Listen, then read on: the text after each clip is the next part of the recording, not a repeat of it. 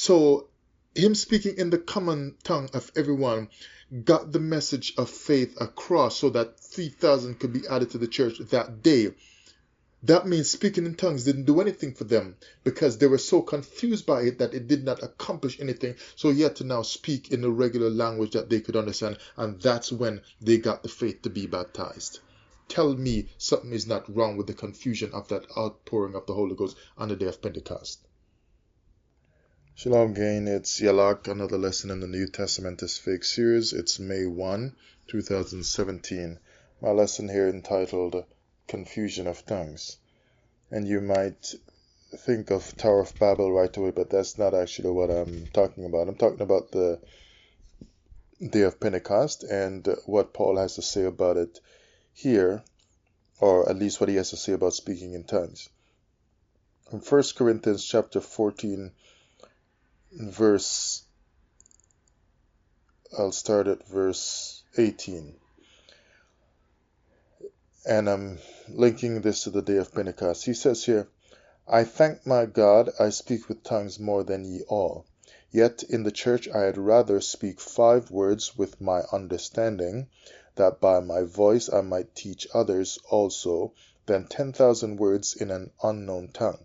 Brethren, be not children in understanding, howbeit in malice be ye children, but in understanding be men.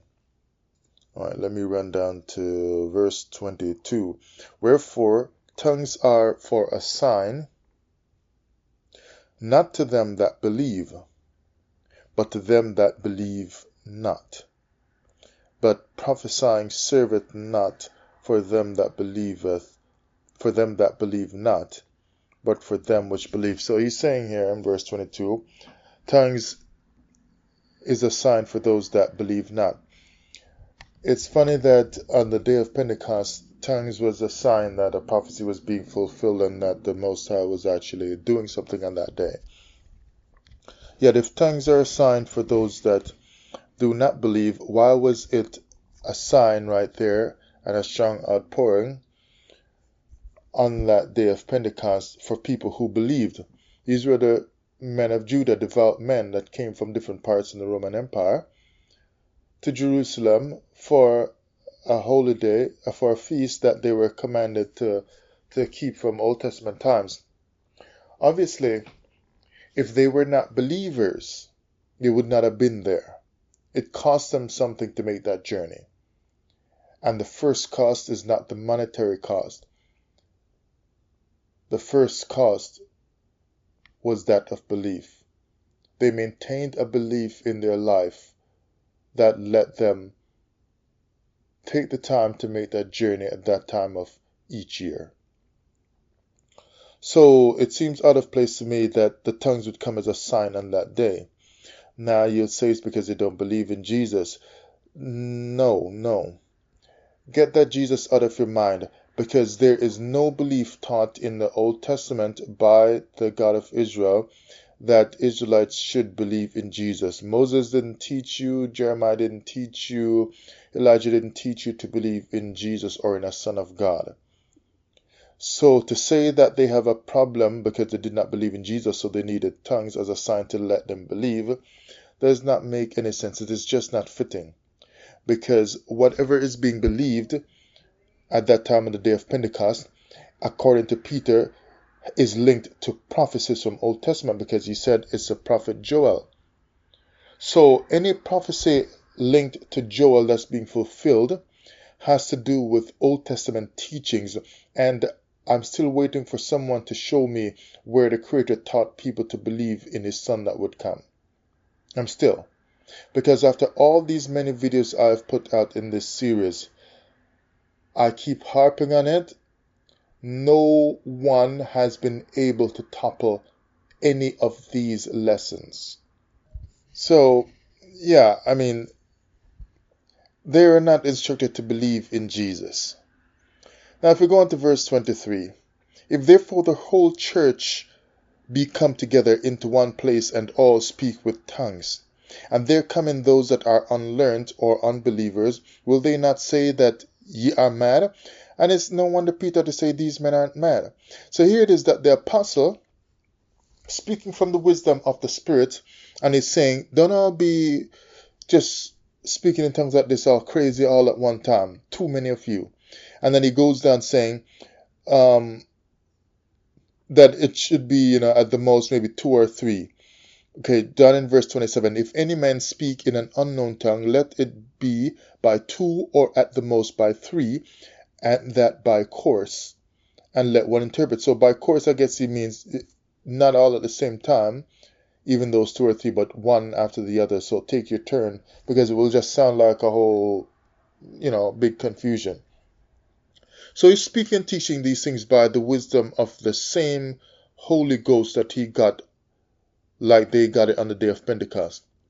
So the wisdom coming from the Holy Ghost is letting him teach these things which become New Testament Bible. Yet that same Spirit did not have the wisdom to operate in a careful manner that did not bring confusion on that day. So you see the contradiction in the New Testament. The Spirit is telling him that if a lot of us speak at the same time, it's confusion, and that is not good. That's not according to wisdom.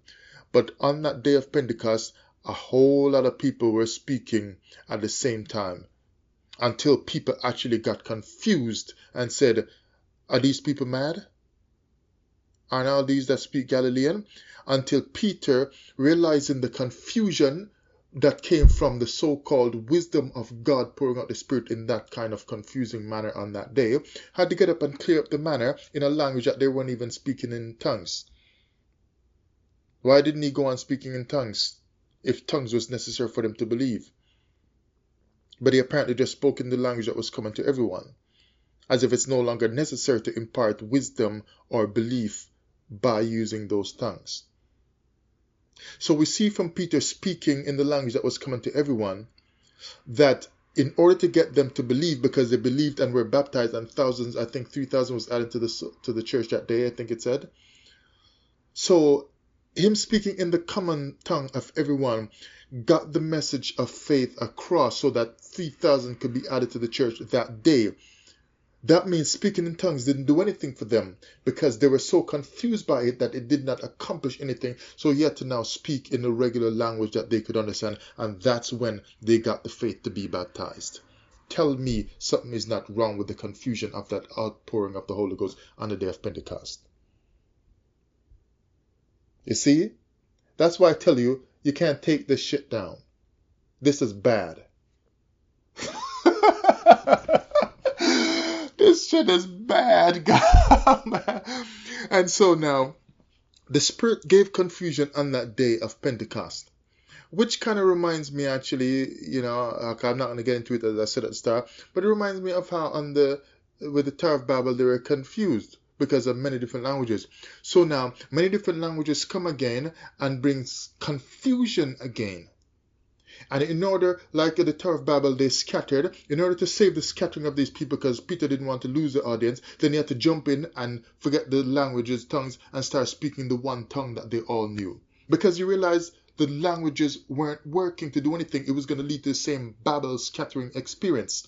So the Holy Ghost outpouring on that day to give cloven tongues of fire with speaking many different languages is garbage. It didn't do anything, and Peter had to rush in to stop the move of God before the people got scattered like the Tower of Babel. This shit is bad. Oh man, I better go to bed, because this stuff just never stops. So, alright, so now he says here in verse 28 from 1 Corinthians 14, but if there be no interpreter, let him keep silence in the church, and let him speak to himself and to God. No interpreter.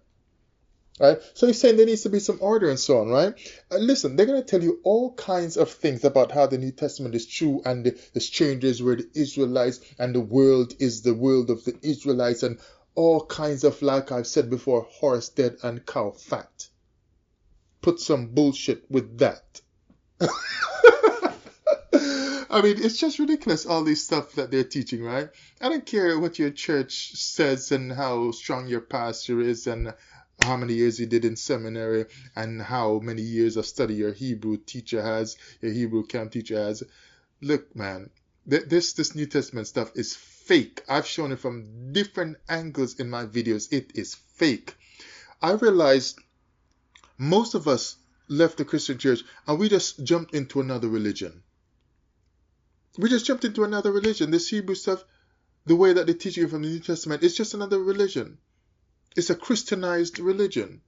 And I told you already, I still didn't do the video yet. I mean, I really got to find some time. There's so many videos I've said, it just takes time. I just don't have time to find back the articles and so on, but I have them all saved. It's just time. It's just time to find them. But I showed already where the Pope said all these religions, including the Abrahamic religions that believe in Jesus, are Catholic. That means the Hebrew Israelites that are running the camps, they are Catholic, says the Pope, because they know what they started from donkey years ago, from eons ago, in the pre-Vatican setup of the New Testament religion. The Pope went on record saying these, including the Abrahamic religions that believe in Jesus, are all Catholics. And you see, they're very patient too, to build their stuff.